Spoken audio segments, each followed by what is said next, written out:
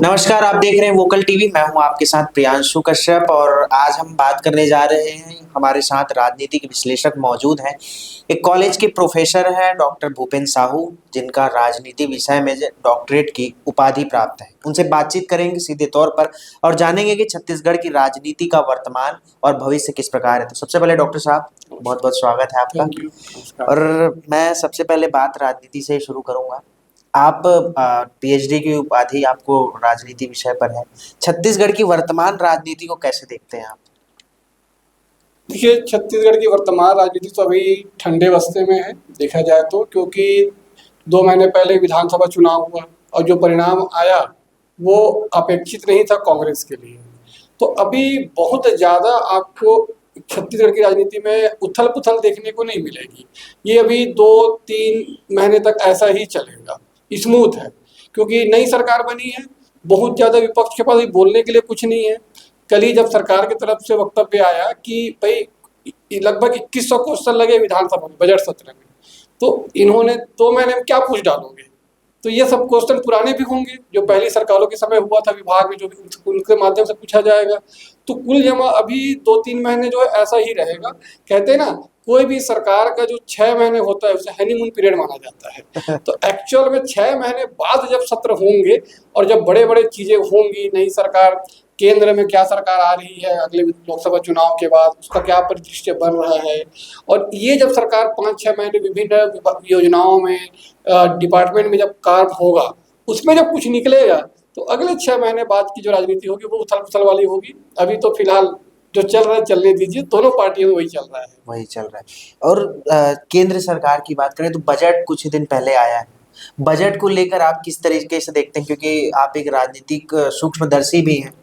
देखिए, ये मैं इस मामले में तारीफ करना चाहूँगा केंद्र सरकार की कि इन्होंने चुनाव है उसके बावजूद भी इस बजट में ऐसी कोई लोक लुभावन योजना नहीं लाई कि हम कुछ दे देंगे कुछ कर। उन्होंने एक सिंपल संतुलित बजट पेश किया। हालांकि अंतरिम बजट, मैं स्पष्ट कर दूं, ये अंतरिम बजट है। चुनाव के पहले जो बजट आती है वो अंतरिम बजट, तो टेम्पररी बजट है। ये 3 महीने का बजट है, मतलब जो रूटीन के वर्क है वो चलने चाहिए। इनका जो एक्चुअल जो बजट आएगा वो चुनाव के बाद आएगा, जो अगले 9-10 महीने 8 महीने के लिए होगा, तो वो बजट होगा। लेकिन एक लोगों की जो रहती है कि भाई बजट है, बजट के बाद चुनाव है, तो कुछ लोक लुभावन घोषणाओं की उम्मीद रहती है, वो इन्होंने बिल्कुल नहीं किया। हम ये कह सकते हैं कि केंद्र की सरकार पूरी तरीके से आश्वस्त है कि वो तीसरी बार हैट्रिक बनाने जा रही है। जी, निश्चित तौर पर। और बात करें राज्य सरकार की, तो विधानसभा चुनाव से पहले जो घोषणा पत्र बीजेपी ने लाया था उसमें एक प्रमुख महतारी वंदन योजना माना जाता है और ये भी माना जाता है कि महिलाओं का सबसे ज्यादा वोट प्रतिशत बीजेपी को पड़ा है। तो मैं ये जानना चाह रहा हूँ डॉक्टर साहब कि लोक लुभावन कहने का मतलब महतारी वंदन योजना में कोई उस समय स्पष्टीकरण नहीं दिया गया था, सिर्फ महिलाओं की बात की गई थी। लेकिन आज उसमें जब क्रियान्वयन का समय आया तो उसमें किंतु परंतु अगर मगर लगा दिए गए। देखिए क्या होता है, जब आप चुनाव में जाते हैं तो आपका सिर्फ एक ही लक्ष्य होता है कि चुनाव जीतना है। जैसे हमारे कहा गया ना, राजनीति में साम दाम भेद दंड, ये चाणक्य नीति माना जाता है। तो उस समय तो चुनाव जीतना है और मतदाता बड़ी आसानी से मोल्ड हो जाता है कि हाँ भाई ये होने वाला है। अब जब इस पर भाई अब आपने योजना बनाई या आपने एक घोषणा किया महतारी वंदना योजना, पर इसके लिए बजट भी देना पड़ेगा ना। अभी सरकार का जब बजट आएगा 9 तारीख को, जब वित्त मंत्री बजट पेश करेंगे, तो उसमें बजट पहले से आपको रखना पड़ेगा। बिना बजट में अगर सेंक्शन नहीं तो आप खर्चा कर नहीं सकते। ये लोकतंत्र की खूबसूरती है, हमारे संसदीय व्यवस्था की।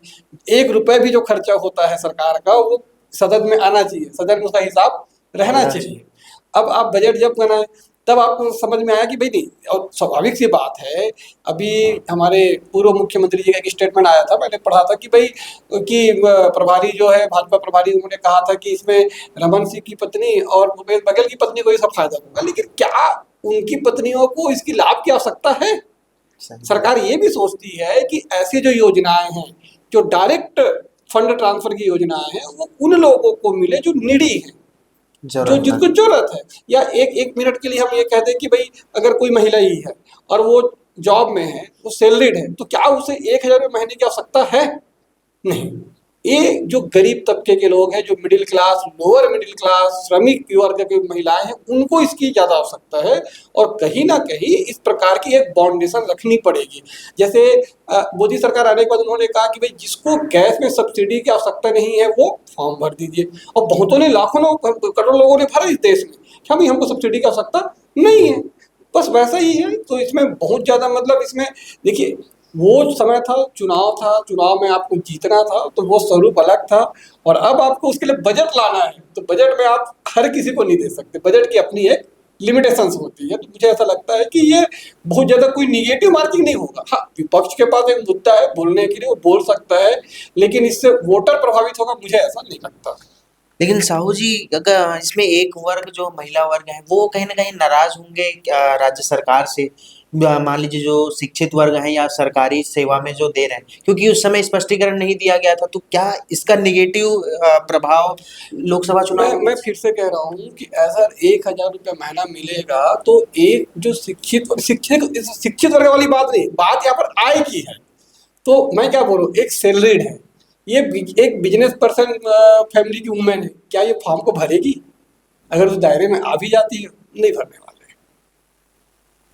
आज भाई खाद्यान्न सबके लिए है, तो क्या बड़े वर्ग के लोग खाद्यान्न लेने जा रहे हैं? क्या राशन की दुकान में लेने जाते हैं? नहीं जाते। तो ऐसा नहीं है, उनको ही पता है कि भाई हर योजना का लाभ हर किसी के लिए नहीं होता। तो ये बहुत ज़्यादा इसमें जो अधिकतम जो है वो आ गए हैं। हमारे यहाँ कितने वर्ग हैं जो सरकारी कर्मचारी हैं, टैक्स पेयर हैं। आपका ये मान के चलिए, अगर महिला मतदाता, अगर मान लो हमारे यहाँ लगभग 50% महिला मतदाता है, और चीज़ बताऊँ मैं, इस बार हमारे महिला मतदाताओं की संख्या ज़्यादा है, जिसमें अधिकांश ग्रामीण परिवेश, middle class, lower middle class, ये तो सारे इसमें आएंगे ही आएंगे। 2-4% ऐसी महिलाएं होंगी जो अपर क्लास है, जो सैलरीड पर्सन है, या जो बिजनेस वुमेन्स है, या जो अच्छे परिवारों से, अगर उनको नहीं भी मिलेगा तो उनमें कोई नाराजगी मुझे नहीं लगता कि देखने को मिलेगी। अच्छा, चलिए बात तो हो गई महतारी वंदन योजना की, जो मिलना है। अब आज ही ओपी चौधरी मंत्री हैं, वित्त मंत्री, उनका बयान सामने आया है। उन्होंने कहा कि 1,000 रुपए जब गृहिणियों के हाथ में आएगा तो इससे महिला सशक्त होंगी और सशक्तिकरण पर जोर मिलेगा। आपके हिसाब से 1,000 रुपए आने से कितना कुछ जीवन में महिलाओं के बदलाव हो? देखिए, अगर मैं 1,000 रुपए की बात करूं, तो जिस आदमी के पास अगर लाखों रुपए है, उसके लिए वो कोई मायने नहीं रखता। लेकिन जो दिहाड़ी मजदूरी करते हैं, जो ले दे के दिन भर में 100-200 रुपये कमाते हैं, उनके लिए निश्चित रूप से 1,000 रुपये बहुत बड़ी उपलब्धि होगी। भाई हो सकता है उस 1,000 रुपये से उसके खाद्यान्न की समस्या खत्म हो जाए। हो सकता है ऐसे ऐसे वो अपने बच्चों को अच्छी स्कूल में पढ़ा सके। हो सकता है वो अपनी व्यक्तिगत आवश्यकताओं को पूरा कर सके, अच्छे कपड़े ले सके, या और भी ये चीज़ें हैं। तो निश्चित रूप से अगर डायरेक्ट ट्रांसफर होगा, पैसा हितग्राही के हाथ में आएगा, लाभार्थी को मिलेगा, तो उसका फायदा तो उसको मिलेगा ही मिलेगा। खासकर मैंने फिर से कहा ना, देखिए आपको ये समझना पड़ेगा, इस देश में असल मतदाता कौन है, आप इसको फोकस करिएंगे। पॉलिटिकल पार्टी ये जानती है असल मतदाता जो एसी कमरे में बैठे हैं वो नहीं है, उनको नहीं चाहिए 12,000 रुपये साल के। असल मतदाता वो लेबर क्लास है, वो श्रमिक है, वो मिडिल क्लास है, जो 2 घंटे मतदान के दिन लाइन में लग के वोट डालता है। तो गवर्नमेंट जो भाजपा सरकार है, इसकी फोकस उस मतदाता पर है जिसका बेनिफिट उसको मिलेगा, और मिला है, पिछले बार भी मिला है। डॉक्टर साहब, मेरा अगला सवाल है, बीजेपी का छत्तीसगढ़ में आते ही जो एक अलग रवैया लोगों के मन में दिखा, जो बात करें धार्मिक संप्रदाय टूटने की बात आती है लगातार। अभी कवर्धा की बात करें, या तो अभी खमारडी थाने में एक घटना हुई थी, शायद आपके संज्ञान में होगा। तो बीजेपी जहां पर रहती है वहां इस तरीके की या हिंदू मुस्लिम की बात ही सामने क्यों आती है, यह भी एक बड़ा सवाल है। तो इसमें भी आपको ये भी देखना पड़ेगा, साजा में क्यों हुआ था जब कांग्रेस की सरकार थी, या कवर्धा में जो हुआ था झंडा कांड, वो क्यों हुआ था। देखिए, ये एक त्वरित घटना होती है, इसका सरकार से मुझे लगता है कोई लेना देना नहीं होना चाहिए। मुझे याद है जब सुप्रीम कोर्ट का निर्णय आया था राम मंदिर पर, तो लोगों में अफवाह फैल गई थी, अगर ये निर्णय आने के बाद हो सकता है पूरे देश में दंगे हो जाए।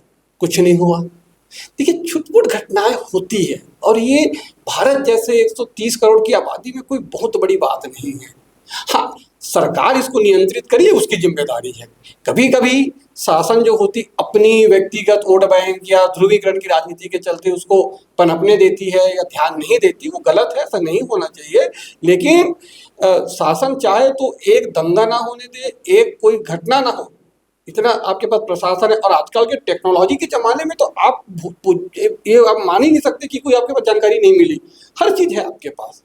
कहीं कहीं पर ऐसा होता है कि एक जो ध्रुवीकरण की राजनीति या अच्छा दूसरा भाजपा, देखो कई बार हमेशा ये होता है कि बार बार चला मीडिया में भी कि भाजपा राम मंदिर का पॉलिटिकल क्यों नहीं लेगी वो, क्योंकि उसका तो एजेंडा रहा है भाई। आज 30 साल 35 साल से भाजपा का आप घोषणा पत्र उठा के देखिए, वो तो लिखता है राम मंदिर हम बनाएंगे, तो उसका पॉलिटिकल बेनिफिट क्यों नहीं लेगा, वो तो उसका एजेंडे में रहा है। नहीं, मैं ये सवाल इसलिए उठा रहा हूँ सर, महाराष्ट्र से सांसद है राज्यसभा इमरान प्रतापगढ़ी। वो कहते हैं कि मोदी सरकार के आने से हिंदू मुस्लिम सबसे ज़्यादा हुआ है, क्योंकि इसमें जो धार्मिक संप्रदाय है वो कहीं ना कहीं टूटता नजर आ रहा है, और ऐसे कांग्रेस के जितने मुस्लिम वर्ग के नेता हैं वो बीजेपी पर लगातार आरोप लगाते हैं। तो मैं कल की घटना बता दूं कि अभी लखनऊ से 250 मुस्लिम भाई लोग राम मंदिर दर्शन करने गए थे पैदल। ये क्या है? मैं बोला ना, देखिए पॉलिटिकल स्टेटमेंट अलग होता है और वास्तविकता अलग होता है। उसी में से एक मुस्लिम धर्म गुरु उसी राम मंदिर के प्राण प्रतिष्ठा में गए थे, जिनको बाद में फतवा जारी किया गया। तो क्या में इंसान चाहता ही नहीं, आप और हम में कोई है ही नहीं, हिंदू मुस्लिम ये सब चीजें है ही नहीं, ये डाला जाता है। और ये डाला जाता है तो लोग थोड़ा सा भाग जाते हैं। तो इसको कैसे कम कर सकते हैं? अगर राजनीति पब्लिक अवेयरनेस, भारत की राजनीति को सुधारना है तो सिर्फ पब्लिक अवेयरनेस जरूरी है, नेता कुछ नहीं करेगा। ये मेरे में समझ होनी चाहिए कि भैया वो मंदिर बना है, चलिए। अभी हमारे रायपुर शहर के एक बड़े मुस्लिम भाई है, मोहम्मद फैज खान, शायद आप भी जानते होंगे, उन्होंने कल ही टीवी पे आके बात कही है कि भाई जो जिसका है वो मिलना चाहिए। और विवाद रहित, मैं बोला ना फिर से आपको, जब सुप्रीम कोर्ट का निर्णय आया तो लोगों को लगा था पूरे देश में दंगा हो सकता, पर कुछ नहीं हुआ।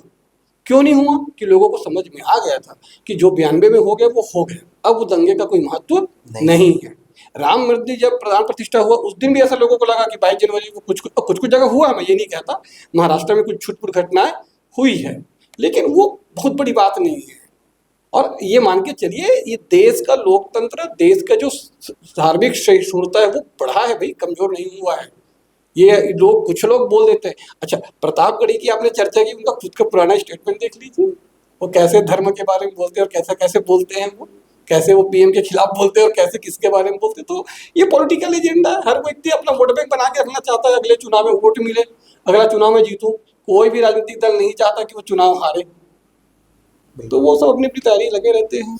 मेरा आखिरी ये सवाल एक और है, राष्ट्रवाद की बात बड़ी होती है चर्चा में 2014 के बाद से, आपके हिस्से में या बतौर आप प्रोफेसर किस तरीके से बच्चों को पढ़ाते हैं क्लास में कि राष्ट्रवाद का परिभाषा क्या होनी चाहिए? नहीं देखो, राष्ट्रवाद में भी उग्र राष्ट्रवाद होता है।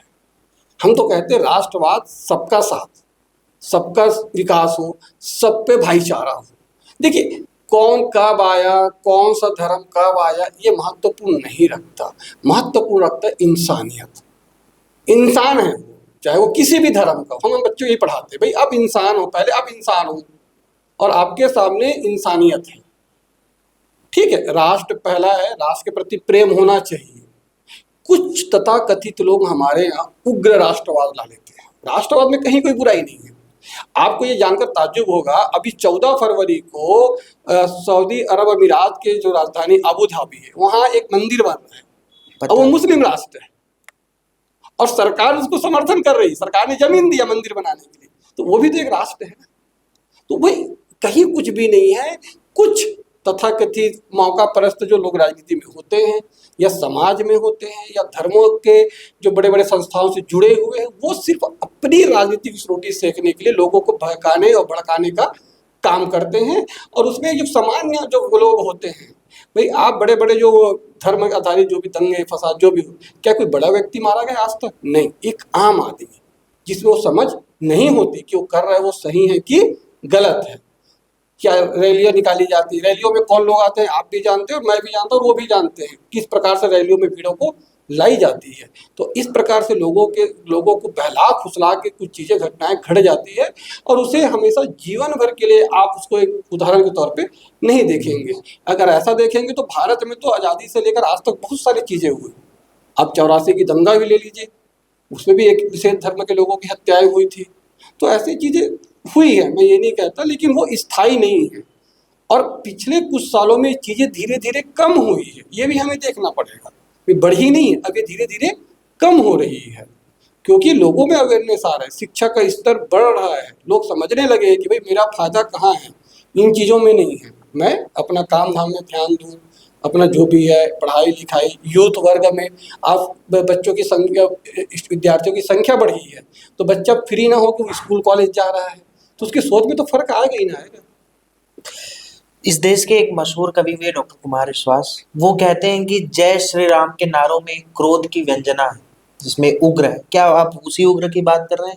देखिए, अब वो किस देखिए क्या होता है, हर चीज को बोलने और कहने और सुनने में फर्क होता है।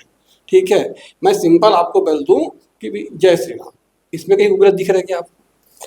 है ना? लेकिन उसी को आप भीड़ में बोल रहे हैं और कोई दूसरे संप्रदाय के व्यक्ति के सामने बोल रहे हैं जय श्री राम, उग्र हो गए हो। तो हर चीज वही होते हैं।